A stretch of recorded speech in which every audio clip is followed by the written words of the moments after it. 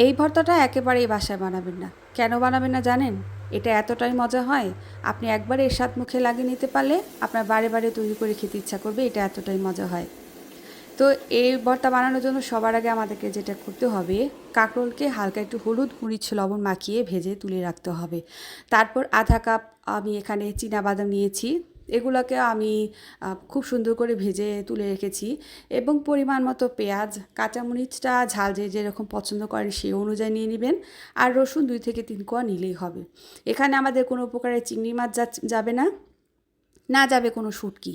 তারপর এটা যে খেতে এতটা সুস্বাদু হয়, আপনারা না বানিয়ে খেলে কিন্তু বন্ধুরা বুঝবেনই না। তো আমি আপনাদেরকে যেটা বলবো, ভর্তা খাওয়ার ব্যাপারে পাটায় বাটা ভর্তাটা হচ্ছে সবচেয়ে বেস্ট। আমরা হয়তো ব্যস্ততম সময় পার করি বলে অনেক সময় ব্লেন্ডারেই আমাদেরকে ভর্তা তৈরি করতে হয়, কিন্তু দেখবেন শিলপাটায় তৈরি ভর্তা যে স্বাদটা পাওয়া যায় সেটা কিন্তু নর্মালি ব্লেন্ডারে তৈরি ভর্তায় সেই স্বাদটা আসে না। তো এই ভর্তাটা একবার হলো খেয়ে দেখবেন, অনেক মজা হয়। তো কিছুই না, এখন জাস্ট বেটে সব কিছু মিক্স করে নিলেই তৈরি হয়ে যাবে। স্বাদ অনুযায়ী লবণটাও দিয়ে নেবেন।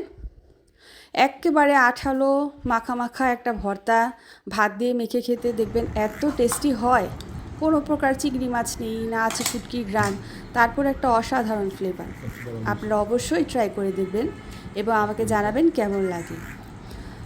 আমার ভিডিওটা যদি এনজয় করে থাকেন, পরিবারের সাথে শেয়ার করে রাখবেন, যাতে করে পরবর্তীতে রেসিপিটা দরকার হলে আপনার ফেসবুক ওয়াল থেকে পেয়ে যান সহজেই। তো আজকের জন্য এই পর্যন্তই। সবাই আমার পাশে থাকবেন, আমাকে সাপোর্ট করবেন, আমার জন্য দোয়া করবেন যাতে ভালো ভালো কাজ করতে পারি। আল্লাহ হাফেজ।